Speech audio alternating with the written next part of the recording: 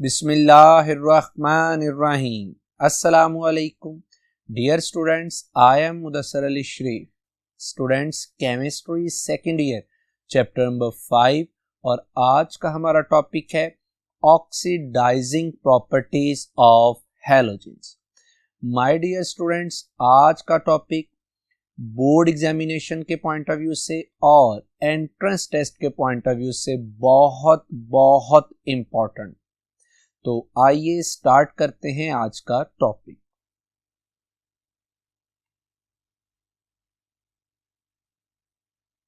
Ji my dear students, topic है oxidising properties of halogens. My dear students, अब मुझे ये बात बताने की ज़रूरत नहीं कि हैलोजेंस क्या हैं। आप सबको बेहतर तरीके से पता है कि अगर आप मॉडर्न प्रोडिक्ट टेबल को देखें तो मॉडर्न प्रोडिक्ट टेबल में जो ग्रुप 7th ए एलिमेंट्स हैं या जो ग्रुप 17 है according to modern periodic table, that is called halogens which include fluorine, chlorine, bromine, iodine and astatine. चूंकि एस्टाटीन एक रेडियो एक्टिव एलिमेंट है, रेयर है, तो यूजुअली हम इसको डिस्कस नहीं करते। हमारा आज का जो लेक्चर होगा वो फोकस्ड होगा on the oxidising properties of fluorine, chlorine, bromine and iodine.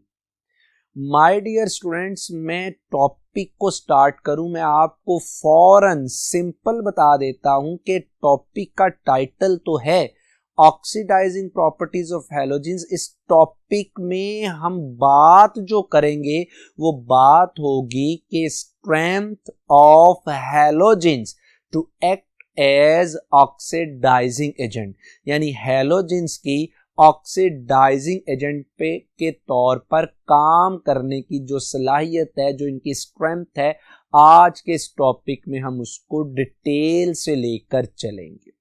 My dear students, मैंने आपको हेडिंग में जो टॉपिक का टाइटल है उसमें हैलोजेंस का बता दिया। मैं आपको यहाँ पे एक और बात बताता चलूं कि ऑक्सीडाइजिंग एजेंट क्या है। लफ्जों पे गौर करें। ऑक्सीडाइजिंग एजेंट यानी ये एक एजेंट है जो काम करता है किसका? ऑक्सीडेशन का।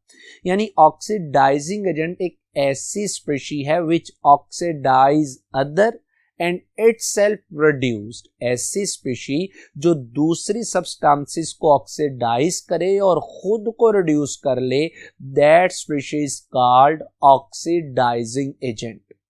माय डियर स्टूडेंट्स, आप ये बात भी याद रखिएगा कि जब आपने कहा कि ऑक्सीडाइजिंग एजेंट दूसरों को ऑक्सीडाइज, खुद को रिड्यूस करता है, तो इसका मतलब है कि जब ये खुद को रिड्यूस करेगा तो ये इलेक्ट्रॉन्स को गेन करेगा और जिस स्पीशी को ये ऑक्सीडाइज करेगा उस स्पीशी में से इलेक्ट्रॉन्स को क्या करेगा? रिमूव।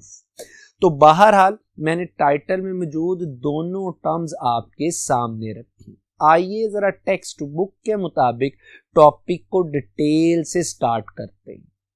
माय डियर स्टूडेंट्स, याद रखिएगा, all the free halogens, free halogens से क्या मुराद है? In their free state molecular state F2Cl2 Br2 I2, all the free halogens act as oxidizing agent when they react with metals और non metals. जब भी metals और non metals के साथ halogens react करती हैं तो ये एक्ट करती हैं ऑक्सीडाइजिंग एजेंट के तौर पर। माय डियर स्टूडेंट्स, याद रखिएगा, जिन रिएक्शंस में हैलोजन ऑक्सीडाइजिंग एजेंट के तौर पे काम करती हैं, यानी दूसरी की ऑक्सीडेशन और खुद की रिडक्शन, उसमें क्या होता है? द रिएक्टेंट एलिमेंट एक्वायर, हासिल करना, acquire positive oxidation state in the compound form. Simple मैंने क्या कहा कि जब हैलोजेंस मेटल्स या नॉन मेटल्स के साथ रिएक्शन करती हैं तो जिस मेटल या नॉन मेटल के साथ ये रिएक्शन करती हैं उस मेटल या नॉन मेटल कौन सा चार्ज अटेन करता है? That is positive. Positive attain करने का मतलब है कि उसकी क्या हो जाती है? ऑक्सीडेशन। मैं आपको एक मिसाल देता हूं कि फर्ज कर लें कि in forming the ionic compound with metals, यानी जब हैलोजेंस मेटल्स के साथ मिलके आयनिक कंपाउंड बनाती हैं, तो इसमें क्या होता है कि halogen gain electron and convert into negative ion यानी हैलाइड आयन। जैसा कि माय डियर स्टूडेंट्स मैंने आपके सामने एक रिएक्शन रखने की कोशिश की कि जिसमें जो सोडियम है ये रिएक्ट करता है halogen X2 where X is fluorine, chlorine, bromine, iodine. जब ये सोडियम हैलोजन के साथ रिएक्शन करता है तो इस रिएक्शन में प्रोडक्ट बनती है sodium halide NaX। My dear students, अगर आप इस रिएक्शन में गौर से देखें तो रिएक्टेंट फॉर्म में सोडियम की ऑक्सीडेशन स्टेट है 0। जब ये प्रोडक्ट सोडियम हैलाइड में जाता है तो सोडियम की ऑक्सीडेशन स्टेट हो जाती है +1। और आपने ये बात बड़े डिटेल से पढ़ी हुई है कि increase in oxidation state is called oxidation. गोया रिएक्टेंट में 0 सोडियम की ऑक्सीडेशन स्टेट थी, प्रोडक्ट में +1 हो गई, इंक्रीज हो गई, यानी सोडियम की क्या हो गई, ऑक्सीडेशन। इसी रिएक्शन में अगर आप गौर करें तो रिएक्टेंट में जो फ्री हैलोजन है X2 इसकी ऑक्सीडेशन स्टेट 0 है, लेकिन हैलाइड की शक्ल में जाके इसकी ऑक्सीडेशन स्टेट -1 हो जाती है और decrease in oxidation state is called reduction. अब गौर कीजिएगा कि इस रिएक्शन में चूंकि हैलोजन की ऑक्सीडेशन स्टेट डिक्रीज कर गई तो मैं कहूंगा कि इसकी क्या हो गई, रिडक्शन। गोया इस रिएक्शन में इस हैलोजन ने ऑक्सीडाइजिंग एजेंट के तौर पे काम किया, सोडियम की ऑक्सीडेशन कर दी, सोडियम पे पॉजिटिव चार्ज ले आया और खुद की हैलोजन ने रिडक्शन कर दी यानी खुद पे नेगेटिव चार्ज ले आया। ये तो जनरल इक्वेशंस थी। और अगर फर्ज कर ले कि मैं आपके सामने हैलोजन की जगह फ्लोरीन को लेके रिएक्शन करता हूं तो आप देख सकते हैं सेम यही चेंजेस आई जैसा कि हमने जनरल रिएक्शन में पढ़ा। ये तो आपके साथ मैंने जनरल ब्रीफ थोड़ा सा इंट्रोडक्शन दिया। आइए जरा आप डिटेल से लेके चलते हैं इस टॉपिक को, यानी इसमें हम डिस्कस करते हैं relative reactivities of halogens to act as oxidising agent. यानी अब ये जो 4 हैलोजेंस हैं, अब हम इनकी रिएक्टिविटी का क्या करते हैं, आपस में कंपैरिजन, और ये देखते हैं कि इनमें है तो सारे ही ऑक्सीडाइजिंग एजेंट, देखते हैं कि इनमें स्ट्रॉन्गर कौन सा है, किसकी स्ट्रेंथ ज्यादा और किसकी कम। माय डियर स्टूडेंट्स, याद रखिएगा the oxidising power of halogens decreases with increase in atomic number of halogens। यानी हैलोजन का जितना एटॉमिक नंबर इंक्रीज करता जाएगा उस हैलोजन की ऑक्सीडाइजिंग एजेंट के तौर पर काम करने की सलाहियत कम हो जाएगी। गोया मैं ऐसे कह सकता हूं कि हैलोजेंस में टॉप टू बॉटम आते हुए strength to act as oxidising agent क्या करती है, डिक्रीज। यानी जो हैलोजेंस में fluorine has the highest power to act as oxidising agent while iodine has least power to act as oxidising agent. और अगर मैं ये ऑर्डर लगाऊं कि कौन सा स्ट्रॉन्गर है तो आप देख सकते हैं कि सबसे स्ट्रॉन्ग ऑक्सीडाइजिंग एजेंट फ्लोरीन, फिर क्लोरीन, फिर ब्रोमीन और फिर आयोडीन, क्योंकि फ्लोरीन से आयोडीन तक जाते हुए एटॉमिक नंबर क्या करता है, इंक्रीज। ये तो माय डियर स्टूडेंट्स मैंने आपसे हैलोजन की बात कर दी, कौन सा स्ट्रॉन्ग है कौन सा वीक है, लेकिन हम बात यहां पे नहीं छोड़ेंगे, हम साबित करेंगे कि क्यों फ्लोरीन की ज्यादा है और क्यों आयोडीन की ऑक्सीडाइजिंग पावर सबसे कम। सबसे पहले हम लोग ये देखते हैं कि वो कौन से फैक्टर्स हैं जो किसी स्पेशी को एक स्ट्रॉन्ग ऑक्सीडाइजिंग एजेंट करने में इन्वॉल्व होते हैं। याद रखिएगा माय डियर स्टूडेंट्स के oxidising power of halogens depends on, जो ऑक्सीडाइजिंग पावर है हैलोजन की यानी ऑक्सीडाइजिंग एजेंट के जो तौर पर काम करने की जो सलाहियत है हैलोजेंस की, वो 4 चीजों पे डिपेंड करती है। मैं 1 बाय 1 इन पॉइंट्स को डिटेल से आपके सामने रखूंगा और फिर कंक्लूड भी करूंगा इंशाल्लाह। वो 4 फैक्टर्स में जो सबसे पहला फैक्टर है that is heat of vaporisation. और सिंपल, मैं ज्यादा इसकी डिटेल में नहीं जा रहा, हीट ऑफ वेपोराइजेशन यानी हीट की वो क्वांटिटी जो किसी लिक्विड को वेपर्स में कन्वर्ट, जो किसी मटेरियल को वेपर्स में कन्वर्ट करती है। याद रहे कि जो हीट ऑफ वेपोराइजेशन है that is only used for bromine and iodine. Sir क्यों ब्रोमीन और आयोडीन के लिए इस्तेमाल होती है? वजह यह है कि फ्लोरीन क्लोरीन तो ऑलरेडी किस फॉर्म में है, गैसियस स्टेट। तो मैंने कहा कि पहला फैक्टर हीट ऑफ वेपोराइजेशन का है और ये ब्रोमीन और आयोडीन के लिए। माय डियर स्टूडेंट्स, याद रख लीजिए कि जो हीट ऑफ वेपोराइजेशन है, अगर मैं हैलोजेंस की बात करूं तो that is directly proportional to the strength of London dispersion forces which is directly proportional to the size of halogen. तो जितना हैलोजन का साइज ज्यादा, लंडन फोर्स ज्यादा, उतनी हीट ऑफ वेपोराइजेशन ज्यादा होगी। आप देख भी सकते हैं कि ब्रोमीन और आयोडीन में आयोडीन के साइज ज्यादा होने की वजह से हीट ऑफ वेपोराइजेशन क्या है, ज्यादा। माय डियर स्टूडेंट, दूसरा फैक्टर जो ऑक्सीडाइजिंग एजेंट की स्ट्रेंथ को इफेक्ट करेगा that is energy of dissociation. यहां पे एनर्जी ऑफ डिसोसिएशन से क्या मुराद है कि मॉलिक्यूलर हैलोजन का यानी X2, ये F2 भी हो सकता है, Cl2 भी हो सकता है, यानी X2 में जो दो हैलोजन के दरमियान में बॉन्ड है, इस बॉन्ड का टूटकर एटॉमिक हैलोजन में कन्वर्ट हो जाना, जैसे मैंने आपके सामने एक सिंपल रिएक्शन लिखा। माय डियर स्टूडेंट्स, ये जो एनर्जी ऑफ डिसोसिएशन है ये भी आप लोगों ने बड़े डिटेल से पढ़ा है कि जो एनर्जी है या बॉन्ड एनर्जी है दैट इज, जो बॉन्ड एनर्जी है that is inversely proportional to the size of atom. जितना एटम का साइज छोटा होगा, bond energy, bond strength, bond dissociation energy उतनी ज्यादा होगी। और अगर आपके सामने मैं हैलोजेंस की बॉन्ड एनर्जी रखता हूं तो आप देख सकते हैं इन वैल्यूज को। अब आप कहेंगे सर आपने अभी कहा कि जितना साइज छोटा बॉन्ड एनर्जी उतनी ज्यादा होगी, बॉन्ड डिसोसिएशन एनर्जी उतनी ज्यादा होगी। फ्लोरीन का साइज तो सबसे छोटा है, इसकी बॉन्ड एनर्जी तो सबसे ज्यादा होनी चाहिए, पर इसकी बॉन्ड एनर्जी क्या है, कम।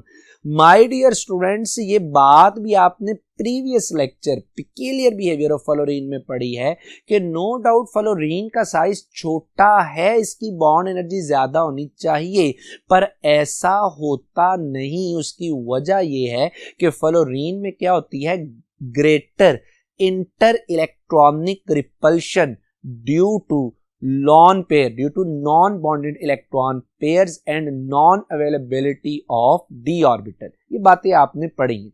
तो इस वजह से फ्लोरीन की क्या है, बॉन्ड डिसोसिएशन एनर्जी ब्रोमीन और क्लोरीन से क्या होती है, कम। दो फैक्टर हो गए। अब ये किस तरह से इफेक्ट करेंगे स्ट्रेंथ को, ये बात की बात है। तीसरा जो फैक्टर है that is electron अफिनिटीज of atom. यानी पहले आपने हैलोजन को क्या किया, मॉलिक्यूलर गैसियस फॉर्म में कन्वर्ट किया, फिर आपने उसकी बॉन्ड डिसोसिएशन एनर्जी की, अब आपके पास एटॉमिक स्टेट में हैलोजन आ गई, तो अब उसकी इलेक्ट्रॉन अफिनिटी वैल्यू, और ये भी बात आपने पढ़ी है कि जो इलेक्ट्रॉन अफिनिटी है that is directly proportional to the nuclear attraction या that is inversely proportional to the size of atom. जितना एटम का साइज छोटा, इलेक्ट्रॉन अफिनिटी उतनी ज्यादा होगी। और अगर आपके सामने मैं इलेक्ट्रॉन अफिनिटी वैल्यूज रख दूं हैलोजेंस की, तो अगेन आप देख सकते हैं कि जो इलेक्ट्रॉन अफिनिटी है वो सर मैक्सिमम क्लोरीन, फिर ब्रोमीन, फिर फ्लोरीन और देन हमारे पास क्या है, आयोडीन। ये बात भी आपने पढ़ी है कि फ्लोरीन का साइज छोटा है फिर भी इसकी इलेक्ट्रॉन अफिनिटी कम है। वही है कि इसमें थिक इलेक्ट्रॉनिक क्लाउड होने की वजह से नया आने वाला इलेक्ट्रॉन क्या होता है, रिपेल। और जनरल इक्वेशन भी मैंने आपके सामने रख छोड़ी है कि जिसमें हैलोजन एक्स इलेक्ट्रॉन को गेन करके हेलाइड में कन्वर्ट होता है। लास्ट जो फैक्टर है जो स्ट्रेंथ ऑफ ऑक्सीडाइजिंग एजेंट पे इफेक्ट करता है दैट इज हाइड्रेशन एनर्जी। और आपने ये बात भी पढ़ी है कि हाइड्रेशन एनर्जी डायरेक्टली प्रोपोर्शनल है चार्ज डेंसिटी के, which is directly proportional to the charge over size. तो जितना हैलाइड का साइज छोटा उसकी चार्ज डेंसिटी उतनी ज्यादा, उसकी हाइड्रेशन एनर्जी भी उतनी ज्यादा। और मैंने एक जनरल इक्वेशन लिख दी हाइड्रेशन एनर्जी की, जिसमें एक्स हैलाइड आयन है वो वाटर इसको सराउंड करता है और वो हाइड्रेटेड हैलाइड आयन में क्या हो जाता है, कन्वर्ट। और आप इन हैलाइड्स की हाइड्रेशन एनर्जी को भी एक टेबल की शक्ल में देख सकते हैं। तो गोया ये 4 फैक्टर्स हैं जो किसी हेलाइड की, जो हैलोजन की strength to act as oxidising agent को इफेक्ट करते हैं। माय डियर स्टूडेंट्स, अब मैं इन चारों फैक्टर को कंक्लूड करने लगा हूं। याद रखिएगा, if a halogen has low bond dissociation energy, high electron affinity, high hydration energy, it will have greater power to act as oxidizing agent। जितना इनमें ये 3 फैक्टर की होगी, डोमिनेंसी होगी, उसकी ऑक्सीडाइजिंग एजेंट के तौर पे काम करने की सलाहियत उतनी ज्यादा होगी। अब ये मैंने फैक्टर रखे, फिर मैंने कंक्लूड कर दिया, और आखिरी बात कि मैं आपसे कहने लगा हूं कि oxidising power of fluorine is maximum among all halogens due to less bond dissociation energy and high heat of hydration energy। तो इस वजह से फ्लोरीन बकिया तमाम हैलोजन से स्ट्रॉन्ग ऑक्सीडाइजिंग एजेंट। आप फौरन आपके जहन में क्लिक कर जानी चाहिए बात, सर ये क्या बात हुई, आपने कह दिया कि जी फ्लोरीन इस वजह से सबसे स्ट्रॉन्ग ऑक्सीडाइजिंग एजेंट है क्योंकि इसकी हाइड्रेशन एनर्जी ज्यादा है, इसकी बॉन्ड डिस्ट्रीब्यूशन एनर्जी कम है। लेकिन सर गौर करें, अगर क्लोरीन की तो इलेक्ट्रॉन एफिनिटी फ्लोरीन से ज्यादा है तो सर इसको भी तो स्ट्रॉन्ग ऑक्सीडाइजिंग एजेंट होना चाहिए। नो माय डियर स्टूडेंट्स, ऐसा नहीं है। ये बहुत टेक्निकल बात अब करने जा रहा हूं, जरा ध्यान से समझिएगा। नो डाउट कि क्लोरीन की इलेक्ट्रॉन अफिनिटी फ्लोरीन से ज्यादा है, लेकिन याद रखिएगा कि electron affinity simply involves the gain of electron to form the halide ion, जो कि क्लोरीन की ज्यादा है। बट जब आप रिडक्शन की बात करते हैं तो जो रिडक्शन प्रोसेस है ये 3 स्टेप्स में कंप्लीट होता है। पहले स्टेप में जो मॉलिक्यूलर हैलोजन है इसने डिसोसिएट होना होता है एटॉमिक हैलोजन। ये जो एटॉमिक हैलोजन बनी है ये फिर क्या करती है, इलेक्ट्रॉन गेन करके हैलाइड बनाती है इन द सॉल्यूशन स्टेट, और जब ये सॉल्यूशन स्टेट में हैलाइड बनाती है तो इसके गिर्द पानी के मॉलिक्यूल आके इसको सराउंड करते हैं, इसकी हाइड्रेशन हो जाती है। इसका मतलब ये हुआ कि नो डाउट कि इलेक्ट्रॉन अफिनिटी क्लोरीन की हाई है, लेकिन चूंकि बॉन्ड एनर्जी फ्लोरीन की कम है, चूंकि इसकी हाइड्रेशन एनर्जी ज्यादा है, यानी 3 रिडक्शन के 3 फैक्टर्स में से 2 फेवर दे रहे हैं फ्लोरीन को, तो इसका मतलब ये होगा कि जो फ्लोरीन है ये क्लोरीन की निस्बत भी क्या होगी, ज्यादा स्ट्रॉन्गर ऑक्सीडाइजिंग एजेंट हो। तो ये बहरहाल मैंने आपसे फैक्टर डिस्कस किए, फिर मैंने इन फैक्टर्स को क्या किया, कंक्लूड। अब आइए जरा नेक्स्ट जो बात करते हैं, उम्मीद है कि आपको ये सारे इंशाल्लाह पॉइंट क्लियर हुए होंगे, यानी रिलेटिव रिएक्टिविटीज, यानी हैलोजेंस की। अब मैंने साबित कर दिया कि फ्लोरीन मैक्सिमम है, उसी को जरा डिटेल से लेकर चल रहा हूं। याद रखिएगा, due to relative strength as oxidising agent, यानी जो हैलोजेंस की जो ऑक्सीडाइजिंग एजेंट के तौर पे काम करने की जो स्ट्रेंथ है, it is possible for each halogen to oxidise halogen next to in the family. मैंने इसमें ये कहा कि चूंकि आपने relative strength of oxidising agent पढ़ ली, तो हर हैलोजन अपनी से अगले वाले हैलोजन को क्या कर सकती है, ऑक्सीडाइज कर सकती है। अब यहां पे यानी उसको ऑक्सीडाइज करेगी और खुद को क्या कर लेगी, रिड्यूस कर लेगी। यहां पे अब 2 बातें आ जाती हैं। पहले आपको मैं थोड़ा सा जरा प्रीवियस कॉन्सेप्ट ना दूं। First year chapter number 10 electrochemistry में आपने इलेक्ट्रोकेमिकल सीरीज पढ़ी थी, आपके सामने, और इस सीरीज में आपने कहा था कि टॉप टू बॉटम जाते हुए चूंकि रिडक्शन पोटेंशियल इंक्रीज करता है तो स्ट्रेंथ ऑफ ऑक्सीडाइजिंग एजेंट भी क्या करती है, इंक्रीज। आप इस सीरीज में जरा गौर कर लीजिए कि फ्लोरीन क्लोरीन यानी जो हैलोजेंस हैं ये सीरीज में बॉटम पर है, इनका रिडक्शन पोटेंशियल क्या है, ज्यादा, इनकी ऑक्सीडाइजिंग एजेंट के तौर पर काम करने की सलाहियत ज्यादा है। और अगर इन हैलोजेंस का आपस में कंपैरिजन करते हैं तो आप देख सकते हैं कि सबसे ज्यादा जो रिडक्शन पोटेंशियल है फ्लोरीन का, यानी ये क्लोरीन की निस्बत भी क्या है, बॉटम पर मौजूद है। एक बात, ये सीरीज मैंने आपको थोड़ी सी रिकॉल करवाई। अब मैंने साबित कर दिया कि फ्लोरीन एक अच्छा ऑक्सीडाइजिंग एजेंट है। अब मैं इसमें एक और बात आपके सामने रखने जा रहा हूं कि याद रखिएगा, जो स्ट्रेंथ ऑफ ऑक्सीडाइजिंग एजेंट है that is directly proportional to the standard electrode potential,